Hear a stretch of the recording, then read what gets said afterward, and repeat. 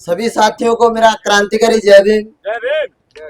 साथियों, जैसा कि हमें पता है, पिछले काफी दिनों से लगातार इस इलाके में भारी बारिश हुई, जिससे सैकड़ों परिवारों के घर तहस नहस हो गए और ये स्पष्ट रूप से साबित हुआ कि मक्कासर के अंदर काफी मात्रा में नुकसान हुआ। उस दिन मेरे गांव में कोई कैंप था और मुझे यूं लग रहा था कि यहाँ अधिकारी आएंगे। मैंने काफी लोगों से संपर्क किया तो वहां ये पता चला कि मक्कासर के अंदर भारी बारिश के चलते गांव के लोगों को निकालकर बाहर शिफ्ट किया जा रहा है।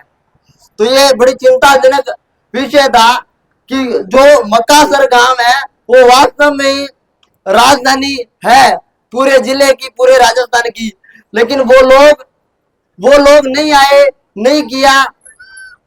ये कॉमरेड हरिराम जी गोदारा का परिवार, वहां कॉमरेड चोपा सिंह जैसे पैदा हुए उस गांव के लोग आज इस सड़क पर बैठे हैं और यहाँ के कलेक्टर उनसे बात करने के लिए तैयार नहीं है। इससे बुरी बात हमारे लोगों के लिए क्या हो सकती है। साथियों, हम लगातार और बहुत सारे मामलों को लेकर संघर्ष कर रहे हैं। साथी बता रहे थे कि इस मामले में सरकार 1,20,000 का प्रावधान करे या फिर 2.5 लाख का प्रावधान करे। तो माननीय जी, हमें पैसा नहीं कि आप हमें घर बनवा के दे दो, मकान बढ़िया ढंग से मकान बन जाए, इससे अच्छा हमारे लिए क्या होगा। दूसरी बात यहाँ ये भी आई कि वो जोड़ पायतन की जगह में बैठे हैं।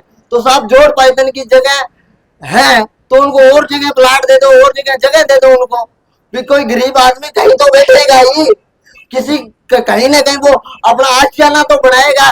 रोड पे आप बैठने नहीं देते, रोड पे बैठ के आपसे हक मांगते हो, यहाँ डांगे लेके खड़े हो जाते हो, आपका ही राज है क्या। तो साथियों, हमें और मजबूती से और साथियों को भी बुलाना है और बहुत सारे गांवों की हमारे पास लिस्ट है।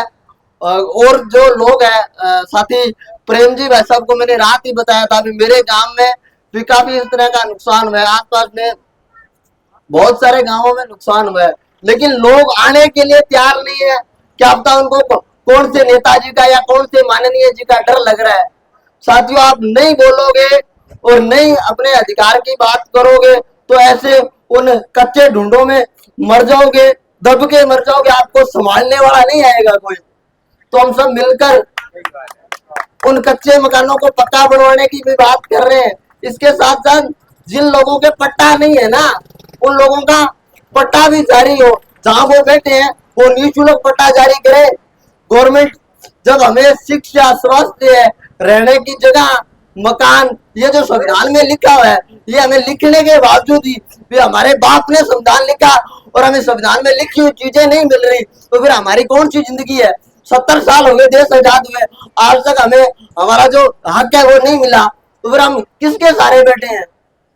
साथियों, जो यहाँ की संघर्ष समिति जो भी निर्णय लेगी, मैं राजेंद्र फतेहगढ़ में वहां से भी लेके आऊंगा, और भी अपने साथी बैठे हैं, बीमार भी के बैठे हैं, अन्य सामाजिक संगठनों के बैठे हैं।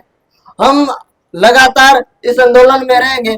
और साथी प्रेम जी भाई साहब मेरे को जानते हैं और मेरे बड़े अच्छे मित्र भी हैं।